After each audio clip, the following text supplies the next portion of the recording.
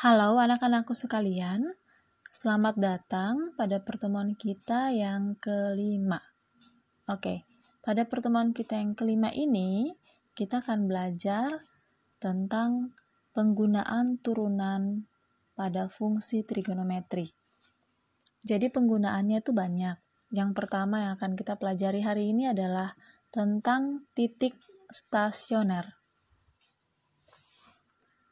Nah, titik stasioner ini sudah kalian pelajari sebelumnya pada turunan fungsi aljabar. Nah, kali ini kita akan belajar fungsi titik stasionernya itu pada fungsi trigonometri ya.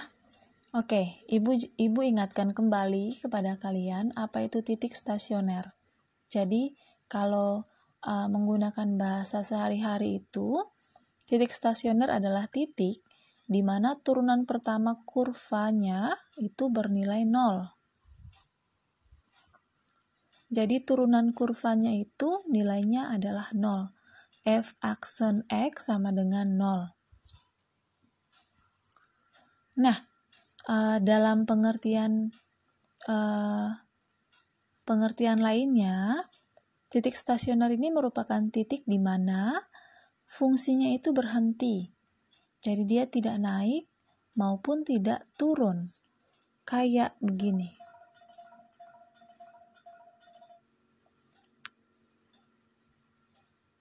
Oke, kalau kalian lihat grafik di sini, ini kita mulai dari sini, ini grafiknya kan naik.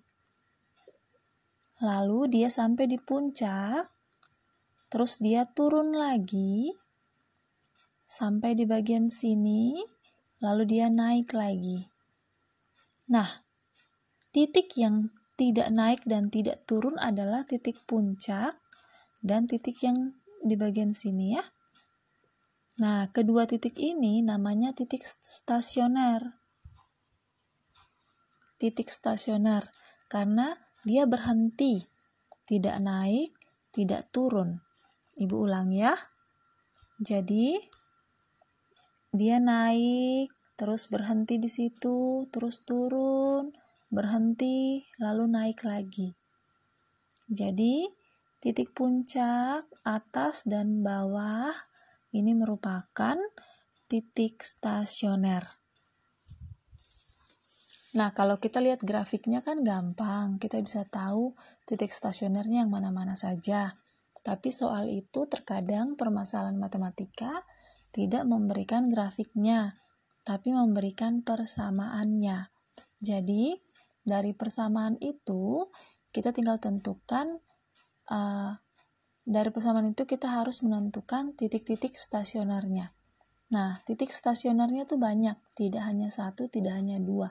Kadang-kadang ada 5, tergantung dari batas selangnya. Oke, untuk memahami konsep titik stasioner pada fungsi trigonometri, terlebih dahulu kita harus mengingat kembali materi tentang penyelesaian persamaan trigonometri menggunakan persamaan dasar yang telah kalian pelajari di kelas 11 MIPA semester ganjil pada mata pelajaran matematika minat. Oke, ini sudah setahun yang lalu kalian pelajari, jadi mungkin kalian lupa. Jadi, Ibu akan mengingatkan kembali tentang materi itu. Jadi materi itu sangat penting. Penyelesaian persamaan trigonometri itu sangat penting karena itulah yang akan kita gunakan di sini untuk menentukan titik stasionernya. Oke, untuk pengetahuan awal kalian, secara umum ada 3 bentuk persamaan trigonometri. 3 bentuk persamaan trigonometri. Persamaan yang pertama, sin X sama dengan sin A. Yang kedua, cos X sama dengan cos A. Yang ketiga, tan X sama dengan tan A. Jadi, di kanan dan di kiri, kalau di kiri ada sin, di kanan juga ada sin ya. Kalau di kiri ada cos, di kanan juga ada cos. Oke, terus A itu yang di bagian kanannya. Nah, kalian lihat dulu pengertiannya di sini. Penyelesaian persamaan trigonometri memiliki pengertian bahwa kita harus mencari nilai X yang membuat persamaan trigonometri itu bernilai benar. Oke, mungkin kalian bingung ya. Jadi, ini materi prasyaratnya, yaitu materi yang sudah kalian pelajari di kelas 11.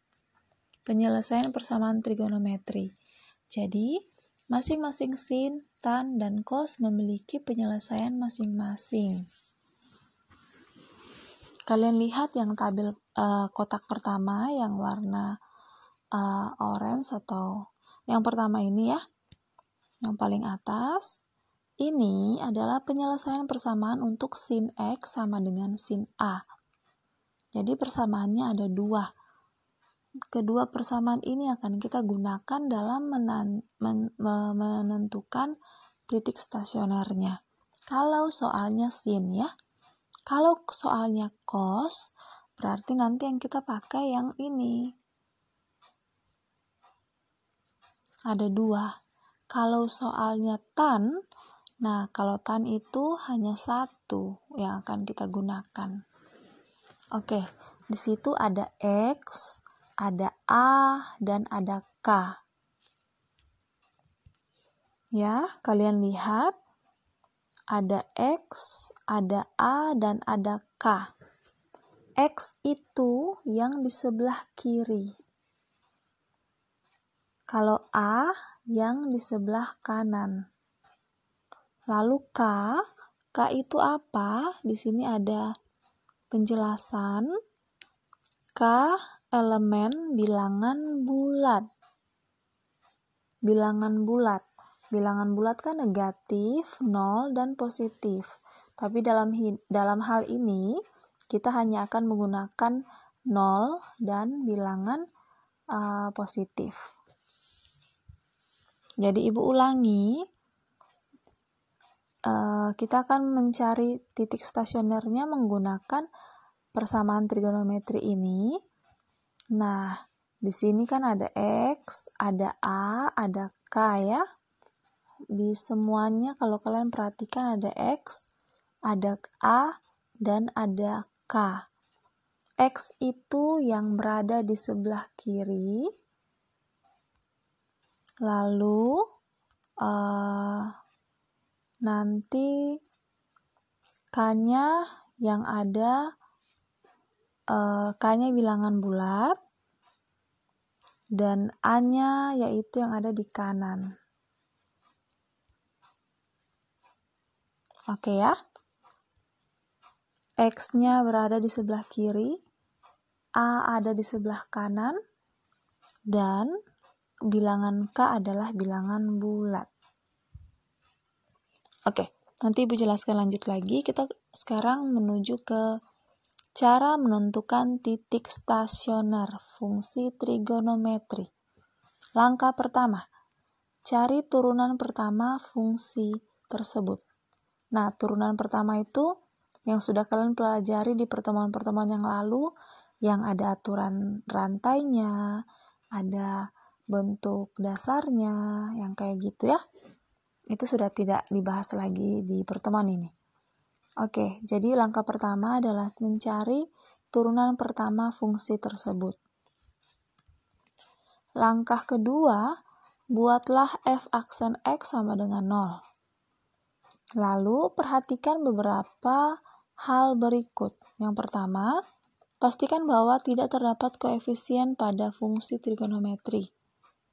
Jika ada, maka bagilah kedua ruas dengan koefisien itu. Koefisien itu yang ini. Ini. Jadi ada angka di depan sin, di depan cos, di depan tan itu ada angka. Angka 5, angka 2, angka 4. Kalau ada koefisiennya, kita harus bagi ya. Kalau angkanya 5, bagi 5. Angkanya 2, kita bagi 2. Dan seterusnya. Oke, lanjut. Selanjutnya, gunakan sifat-sifat ini dalam menggunakan penyelesaian persamaan trigonometri. Sifat apa? Ini nih. Cos 90 itu nilainya 0, sin 0 nilainya 0, tan 0 nilainya 0. Jadi kalau soalnya cos, kalian pakai cos 90. Kalau soalnya sin, pakailah sin 0. Kalau tan 0. Kayak gitu ya. Lalu langkah yang terakhir, cari nilai X agar terpenuhi f aksen X sama dengan 0. Cara mencari nilai X-nya dengan menggunakan penyelesaian persamaan trigonometri.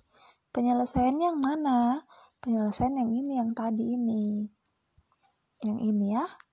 Ini namanya penyelesaian persamaan trigonometri. Kalau soalnya sin, pakai yang di atas. Kalau cos yang ungu. Kalau tan, pakai yang hijau. Kayak gitu.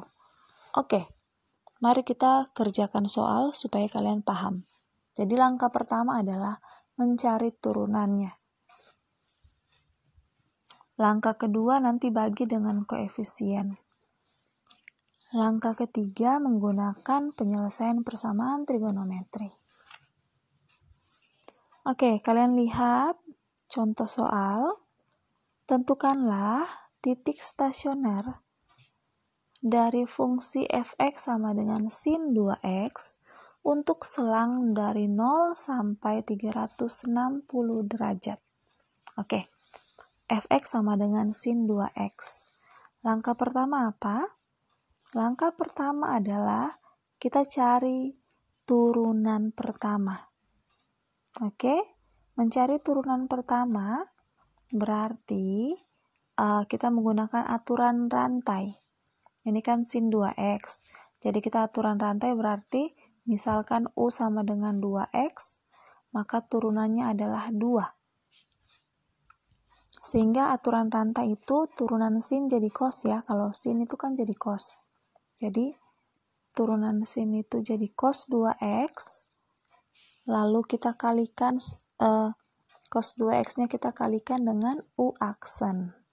Aturan rantai pasti ada U aksen di belakang ya. Sin jadi cos, terus U aksen di belakang. U aksennya itu tadi 2. Sehingga ada 2 di sini. Nah, lalu seperti yang sudah kalian pelajari, tidak bisa kalian kalikan 2 dengan 2x. Jadi 2-nya taruh di bagian depan.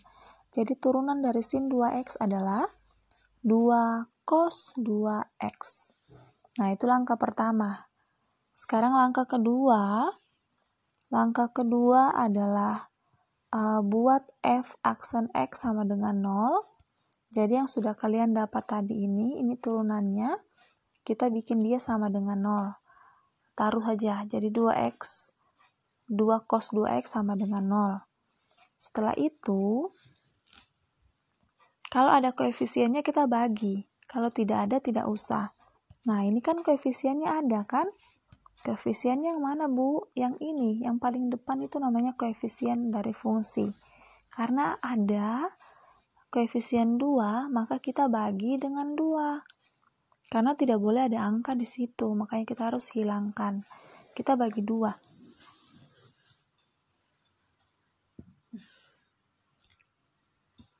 Kalau kita bagi 2, maka di sini 2-nya sudah tidak ada. 2 di bagian depannya sudah hilang. Ya.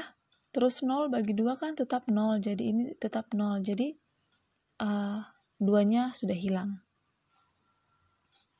Nah, kalau sudah tidak ada koefisien di atas, di depan, lalu kita gunakan sifat yang ini. Ini dia sifatnya. Nah, ini kan kita punya kan tadi cos, ya ini. Ini kan cos. Cos 2x berarti kita pakai yang cos 90. Kalau di sini sin, berarti kita pakai sin 0. Kalau tan, kita pakai tan 0. Ibu ulang ya. Ibu ulang. Setelah kalian bagi dengan koefisiennya, terus kalian lihat. Nah, karena ini cos, maka kita pakai sifat yang cos 90 derajat. Jadi 0 ini kita ganti dengan 90 derajat. Cos 90 derajat. Kalau di sebelah kiri sin, maka di kanannya kita pakai sin 0 derajat. Kalau tan, berarti kita pakai tan 0 derajat. Kayak gitu ya. Oke. Nah, ini sudah, langkah keduanya sudah. Sekarang langkah ketiga. Langkah ketiga ini yang panjang, yaitu kita menggunakan persamaan trigonometri. Nah, karena ini soalnya adalah cos, ya, kita pakai yang ini ya, yang terakhir ini. Karena soalnya adalah cos, maka kita menggunakan penyelesaian persamaan dari cos. Cos itu yang mana? Nah, cos itu yang warna ungu. Ini ya. Jadi, kita akan menggunakan yang warna ungu.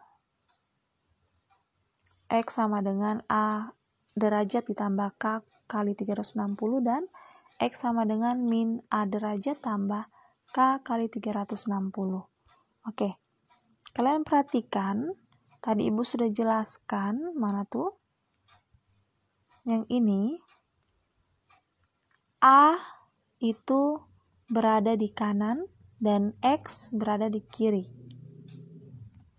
Jadi, yang ini A, yang sebelah sini X. Terus K-nya adalah bilangan bulat ya. Jadi, mari kita kerjakan. Ini kan cos 2X sama dengan 90 derajat. Nah, kan tadi penyelesaiannya ada dua. Yang pertama adalah X sama dengan A derajat ditambah K kali 360 derajat. Nah, X-nya ganti dengan 2X. Yang ini, yang sebelah kiri ini jadi X. Jadi, 2X sama dengan A-nya ganti dengan 90. 2X sama dengan 90 derajat ditambah K kali 360 tetap. Jadi, Ibu ulang ya. Ini kan X sama dengan A derajat ditambah K kali 360. X-nya ganti dengan 2X. Jadi 2X sama dengan A-nya ganti dengan 90. 90 derajat tambah K kali 360. Oke, lalu selalu kalau kalian kerjakan kalau di sini ada koefisien maka bagi. Kayak tadi ya. Kalau di situ 3 bagi 3, kalau di situnya 5 bagi 5. Oke, kita bagi 2. Yang bagi 2 itu apa saja? 90 kita bagi 2 menjadi 45. 360 bagi 2 menjadi 180. Jadi, persamaan kita menjadi sederhana, menjadi X sama dengan 45 derajat ditambah K kali 180 derajat. Jadi, angkanya sudah semakin kecil, sudah semakin sederhana. Nah, selanjutnya langkah paling terakhir adalah kita substitusikan nilai K. Nah, nilai K kan tadi Ibu jelaskan nilai K adalah bilangan bulat. Nih, kalian ini. Karena K adalah bilangan bulat, maka kita tinggal mensubstitusikan nilai K dari angka 0, 1, 2, dan seterusnya. Oke, kita mulai dari angka 0 dulu. Untuk K sama dengan 0, maka ini, kita pakai ini ya. Jadi X sama dengan 45-nya tetap, K ini kita ganti dengan 0. 0 kali 180. 0 kali 180 itu 0, lalu 0 ditambah 45 yaitu 45. Oke anak-anakku, di sini tertulis memenuhi ya. Memenuhi kenapa? Karena kita kembali ke soal coba. Soal kita di sini selangnya adalah dari 0 sampai 360 derajat. Tidak boleh lebih dari 360 dan tidak boleh kurang dari 0. Sehingga tadi jawabannya adalah 45. 45 derajat kan ada di antara 0 sampai 360 ya. berarti tidak lebih dari 360 kan? Jadi 45 ini memenuhi syarat. Oke, lanjut. K sama dengan 1. Berarti sesuai dengan ini 45-nya tetap, lalu K-nya ganti dengan 1. Jadi 1 kali 180. 1 kali 180 itu 180. 180 tambah 45 adalah 225. Dan 225 ini memenuhi karena dia tidak lebih dari 360. Jadi benar ya. Lanjut, untuk K sama dengan 2 berarti 45 tambah 2 kali 180. 2 dikali 180 adalah 360. 360 ditambah 45 adalah 405. Nah, 405 ini sudah tidak memenuhi karena dia sudah melebihi batasnya, yaitu 360. Sudah kelebihan ya. Nah, kalau sudah kalian dapat angka yang tidak memenuhi, lalu stop. Stop sampai situ, lalu kita masuk di persamaan yang kedua. Persamaan yang pertama kan tadi yang mana ya? Persamaan pertama kan yang ini. Ya, yang kuning ini. Nah, persamaan keduanya yang ini. Yang A-nya ada min.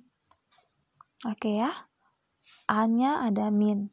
Berarti kalian lihat ini persamaan yang kedua. Nah, min 90-nya ada nilai min di situ. Terus kalian bagi 2 karena di sini ada koefisien 2 ya.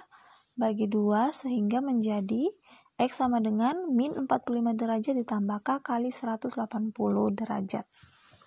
Lalu langkahnya kayak tadi sama. Kita substitusikan nilai K dari 0 dulu. Oke. Kita substitusi nilai K. K-nya 0. Jika K-nya 0, maka min 45 derajat tambah 0 kali 180. 0 kali 180 itu 0. Jadi 0 tambah min 45 ya min 45. Nah, tapi ini min ya. Kalau min itu tidak termasuk, dia sudah di bawahnya 0. Tidak termasuk dalam selangnya. Oke, lanjut.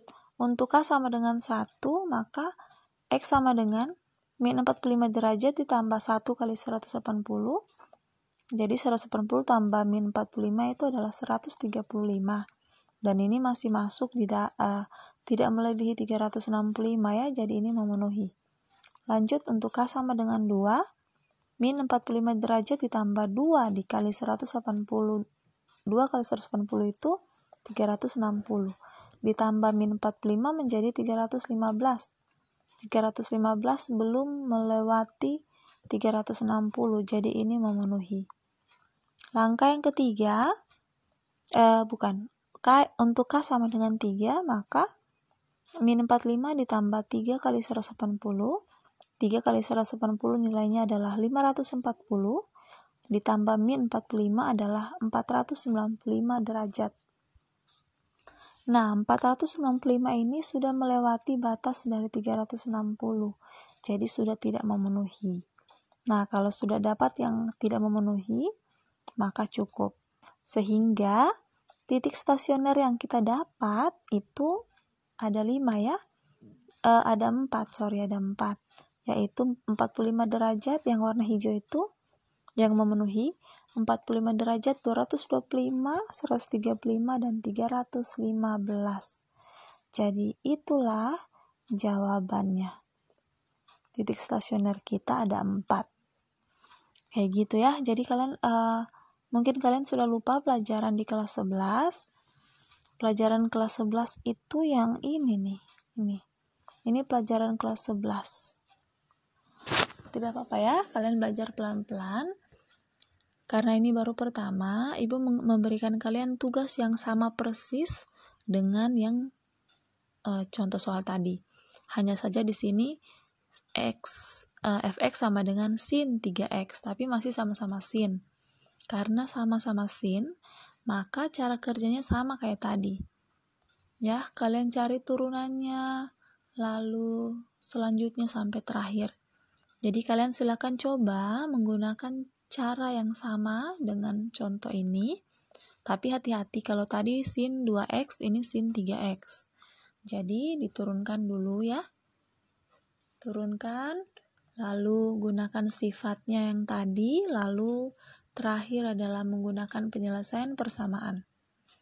Oke, kalau kalian bingung, kalian tidak mengerti, silakan kalian bertanya ke ibu ya. Oke, dadah.